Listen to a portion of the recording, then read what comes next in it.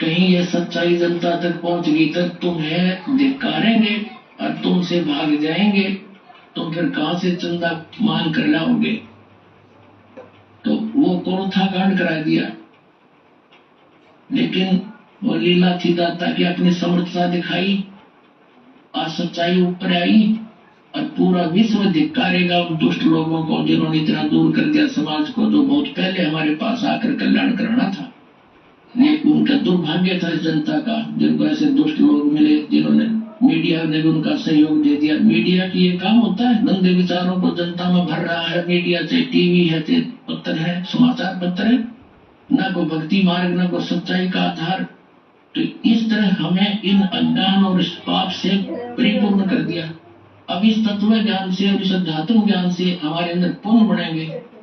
जहां जहां भी ये टीवी पे भी विचार जाते हैं, कबीर साहब दास बोल रहा है, कबीर परमात्मा की अमृत वाणी है, तो जहां जहां जिसके कानों में पशु पक्षियों पर विष पड़ेंगे उनमें भी असर करेंगे। ये सत्य मानना ये परमात्मा की वाणी है। और जो आज तक हमने जितना भी पाप इकट्ठे किए, ये वाणी के कुछ पाप ऐसे इस वचनों से खत्म होते हैं। जैसे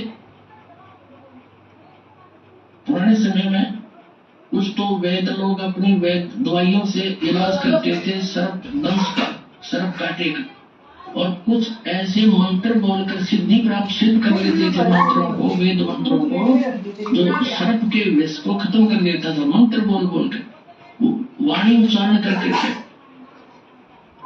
तो जैसे कोई सर्प डसा हुआ व्यक्ति बेहोश पड़ा है, अचेत, और वो मंत्र बोल रहा है, बोलने वाला गार्डू, वो सुन नहीं रहा है वो व्यक्ति, लेकिन वो मंत्र उसकी बॉडी पर असर कर रहे हैं, उसकी आवाज, जो मंत्र की जो आवाज है, वचन, और धीरे धीरे उसका सर्प का विष उतर जाता था और वो सचेत हो जाता था।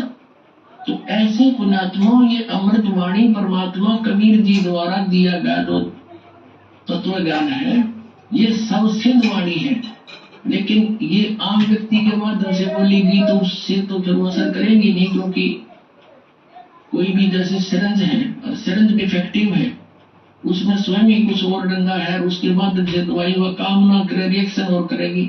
तो परम संत जो उसका अधिकारी, उसके माध्यम से फिर वही वचन, वही औषधि बोली दी जाएगी कानों के माध्यम से, तो वो तुरंत असर करेगी। अब जो नहीं सुन सकता, नहीं समझ सकते पशु पक्षियों पर भी ये उस गार्डू के मंत्र की तरह काम करेगी।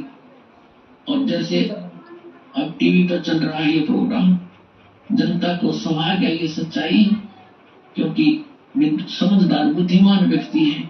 आज कोई बालक नहीं, कोई इसको ढूंढना न दे। अब तो दूध के जलेबे फूक मार मार कर पीएंगे, इस लस्सी को भी। तो दास चाहता है कि अच्छी तरह समझे, खूब ध्यान से सुने, 100 बार सुने, और फिर नाम लेना हो, अति कल्याण हो जाएगा, असमंजस बना रहे। तो ये जो ज्ञान है, अब इस मीडिया का काम ये चाहिए था कि इस ज्ञान को पूरे विश्व में फैलावे, और इसका असर होगा सब प्राणियों पर, और जो इसमें सहयोग देता उसको भी पुण्य होता है।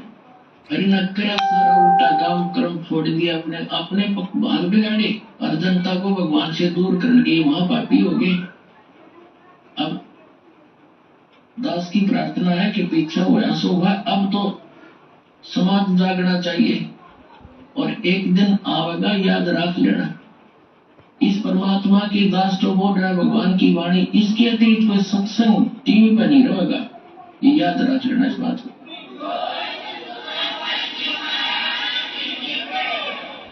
वो ज्ञान है, सारी बकवास सुनाने लग रहे, वही सतनाम, वही सतलोक, वही सचखंड, वही राधा स्वामी धाम, वही सतनाम, ये इनके सत्संग शरण पैर किसी का।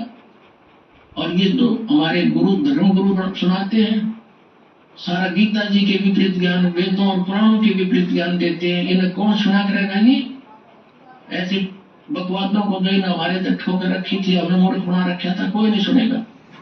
तो एक दिन ऐसा आएगा केवल यही सत्संग विश्व में, और यही ज्ञान, और एक भगवान कबीर साहब ही रहेगा।